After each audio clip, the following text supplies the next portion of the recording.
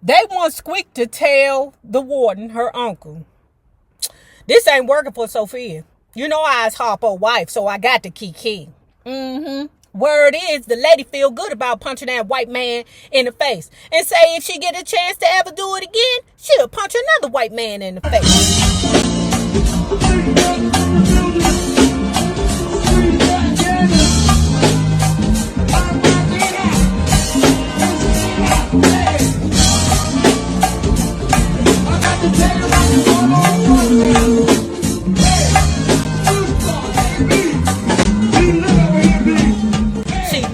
A little haggard with all Sophia and Harpo children sprung all around her at once.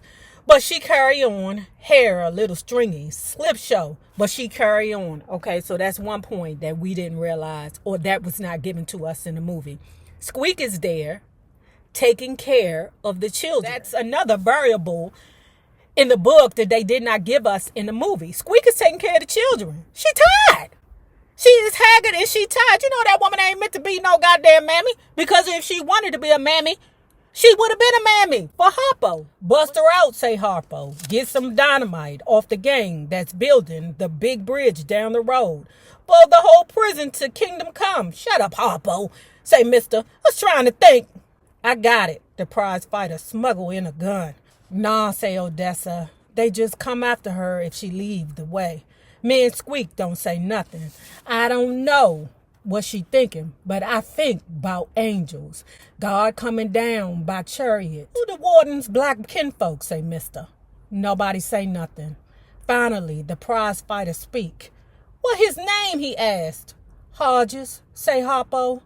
Bubba Hodges. Old man Henry Hodges, boy, say mister. Used to live out on the old Hodges place. Got a brother named Jimmy. Ask Squeak. Yeah, say mister. Brother named Jimmy.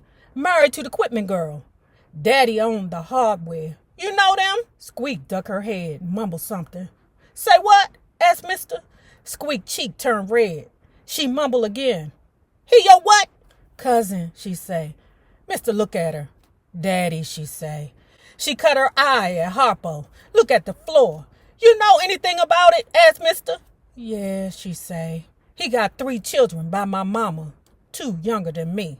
His brother know anything about it? Asked mister. One time he come by the house with Mr. Jimmy.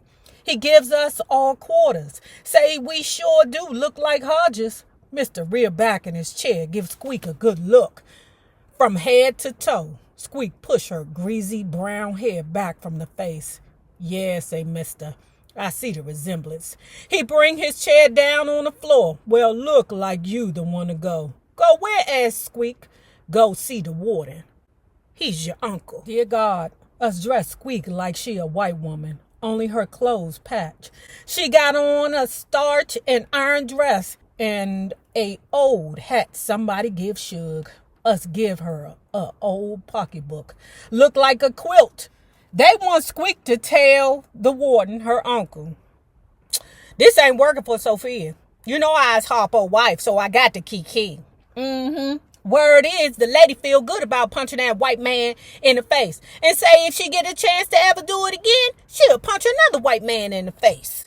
Okay? So keeping her here in jail is not the key. I'm telling you. What you should do is make her be Miss Millie's slave for the rest of her life. That'll work. Gracious God, say Squeak. How I'm going to tune up my mouth to say all that? He asked you who you is. Make him remember. Tell him how much that quarter he give you meant to you. That was 15 years ago, say Squeak. He ain't going to remember that. Make him see the Hodges in you, say Odessa. He'll remember. Tell him you just think justice ought to be done. But make sure he know you living with Sophia's husband, say Shug. Make sure you get in the part about being happy where she at. Worst thing could happen to her is to be some white lady maid. Dear God, poor little Squeak come home with a limp. Her dress rip, her hat missing, and one of the heels come off her shoe. What happened? Us asked. He saw the Hodges in me, she say, and he didn't like it one bit.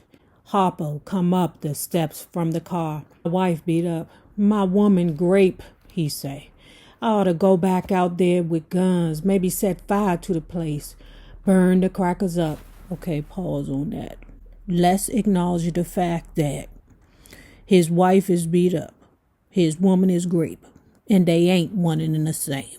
But they all working together. Shut up, Harpo, say Squeak. I'm telling it, and she do.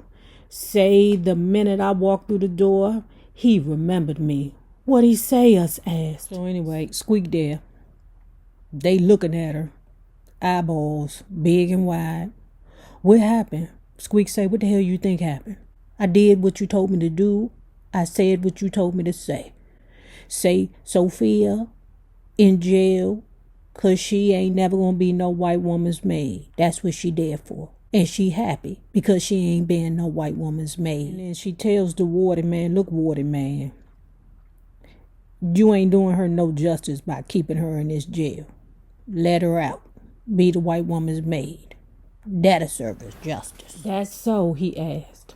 All the time, looking me over real good. Yes, sir, I say. Say prison suit her just fine. Shoot, washing and ironing all day is all she do at home. She got 6 children, you know. That a fact, he say. He come from behind his desk, lean over my chair. Who your folk, he asked. I tell him my mama's name, grandmama's name, grandpa name. Who your daddy, he asked. Where you get them eyes? Ain't got no daddy, I say. Come on now, he say. Ain't I seen you before? I say, yes, sir. And one time, about 10 years ago, when I was a little girl, you give me a quarter. I sure did. Appreciate it, I say. I don't remember that, he say. You come by the house with my mama friend, Mr. Jimmy, I say.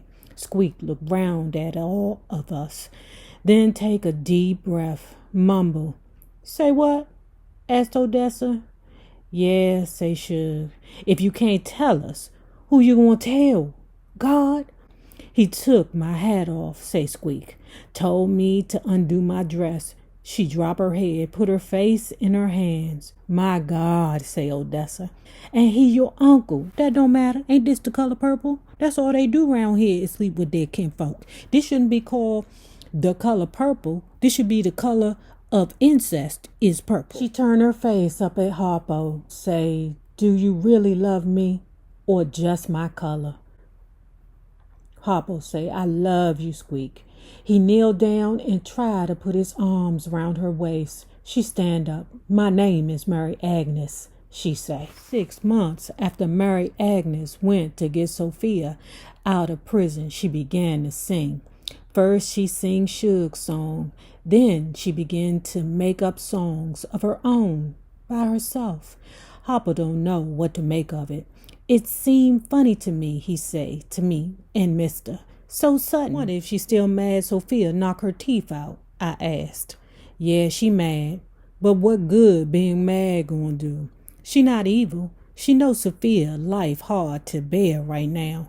How she get along with the children, asked Mister. They love her, say Harpo. She let 'em do anything they want. Uh-oh, I say. Besides, he say Odessa and Sophia, other sisters, always on hand to take up the slack. They bring up children like military. So Sophia out now, but dig this. She begins to tell the story about teaching Miss Millie how to drive and that whole, let's call it, shenanigan that happened in the movie, because the way this unfolded is exactly how, well, almost exactly how it unfolded in the movie. The mayor comes home, say, my wife the only woman in town that don't drive. Sophia, do you know how to drive? Yeah, I know how to drive. Will you teach Miss Millie how to drive? Remember, we chose Sarah Paulson as Miss Millie. Sophia is, still relegated to her house with, doing the cooking, the cleaning, the shining, raising Miss Millie children. Now, Miss Millie, she got 2 young children, and I think this part is significant. That's why I'm telling you. So she got 2 young children that she taking care of. Damn shame, Sophia can't even take care of her own children, but she taking care of Miss Millie children. So she out and she watching the kids play ball. The little boy throw the ball past Sophia. Sophia and Silly sitting down on the bench. The little boy say, throw the ball back. Sophia just looking. Silly say, you ain't gonna throw the ball back? She said, hell no. I'm just supposed to watch the kid, not throw balls back. So the little boy come over and say, give me that ball. She said, it's right there, you can get it. The little badass little boy went to kick Sophia in the leg and ended up kicking a piece of wood with a nail in it. Busted his foot wide open. Miss Millie coming out. What the hell is wrong with you, little boy? Little boy say, Sophia, kick me. The little girl say, that's a lie. He did it to himself, being mean to Sophia. So anyway, just like in the movie, Miss Millie decides that she want to drive Sophia to her family because I think she only get to see her family once a year. Child bang. And that day, just like in the movie, girl, I don't know why they didn't plan for all this, but she dropped Sophia off at the family's house, except Miss Millie don't know how to throw the car in reverse. She messed up the clutch somehow, so now it's not even working no more. It wasn't really a scene in the book like how it was in the movie. That part I felt was better, like the white woman losing her mind, screaming and hollering with all them Negroes falling off the car, jumping on the car, falling off the car. That was funnier. But in the book, Sophia said, well, I mean, my brother can take you home. She said, I'm not driving around with no Negro man I don't know. You say, well, my sister can squeeze in there with you. Miss Millie said, I don't know that lady either. So Sophia ended up having to go home early and not spend no time with her family. Dear God, Shug, right. She got a big surprise and she intend to bring it home for Christmas. What is it? Us wonder. Mister think it's a car for him. Shug making big money now, dressing furs all the time, silk and satin too, and hats made out of gold. Christmas morning, us hear this motor outside the door. Us look out. Hot diggity dog, say mister. Throwing on his pants, he rushed to the door. I stand in front of the glass trying to make something out of my hair. It's too short to be long, too long to be short. Too nappy to be kinky, too kinky to be nappy. No set color to it either. I give up. Tie on a head rag. I hear Shug cry. Oh, Albert, he say. Shug, I know they hugging. Then I don't hear nothing. I run out the door.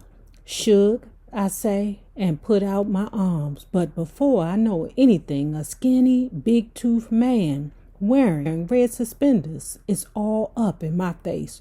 For I can wonder whose dog he is. He hugging me. Miss Silly, he say. Oh, Miss Silly, I heard so much about you.